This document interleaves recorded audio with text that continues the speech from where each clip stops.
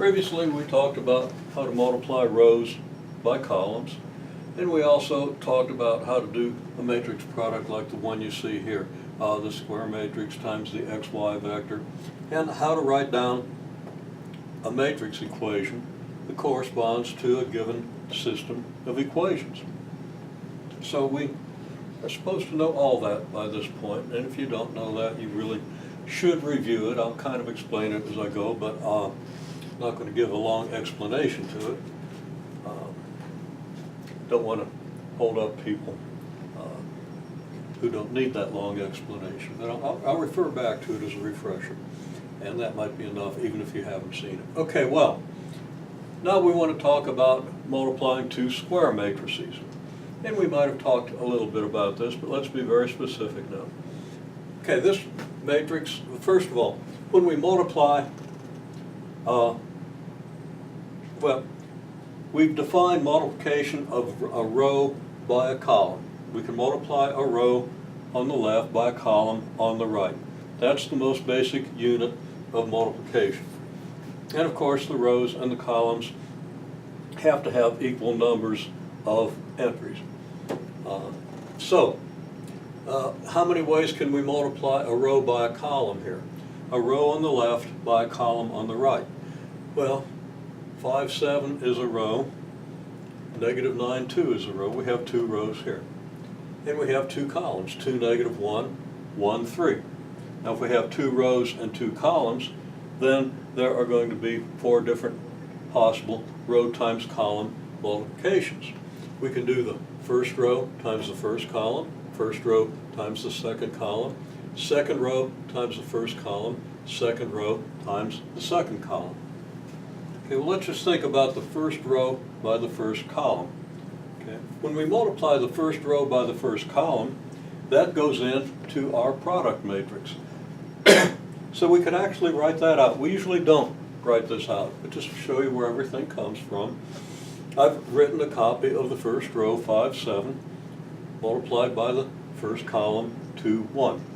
First row of the first matrix, it's always a row of the first matrix times a column of the second, okay?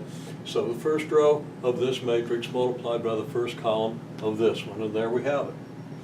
And it goes into this matrix in the first row and in the first column, doesn't it? Okay, well, that's where it's supposed to go. That's where it goes by definition. That's the way we keep track of it.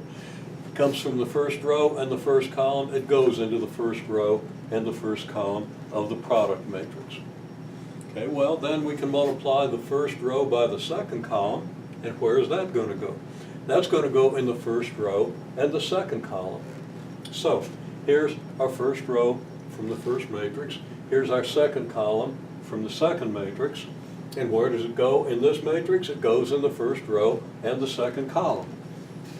Then we take the second row of the first matrix multiplied by the first column, and there it is. Here's your second row, here's your first column. And then the second row times the second column, second row times second column. Okay, then we do the multiplication of the row by the column.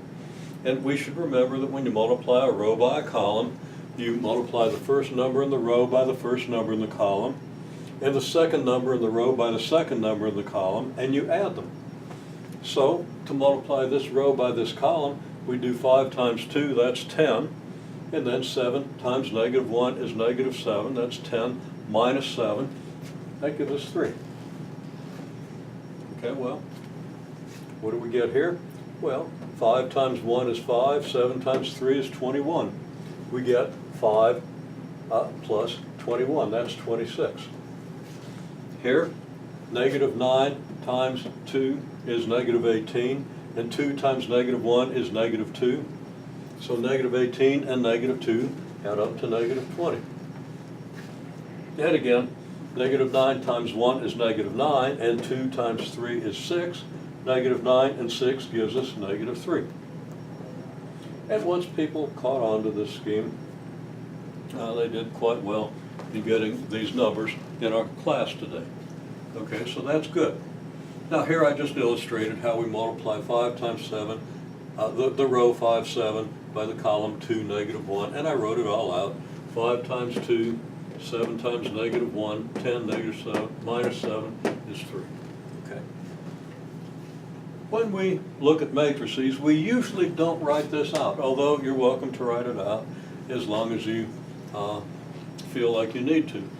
But now we know that we're going to multiply the first row by the first column, so we just multiply 5 times 2, getting 10, and 7 times negative 1, getting negative 7, and we could write that out, 10 minus 7. Now if we're comfortable doing the arithmetic in our head, we could just write the 3. We could directly say, well, that times that, 10 minus 7 gives me 3, and just write down the 3. I kind of recommend that you do this, though, to remind yourself of what you're doing. This times this, and this times this. Okay? And also to guard against arithmetic errors. Okay?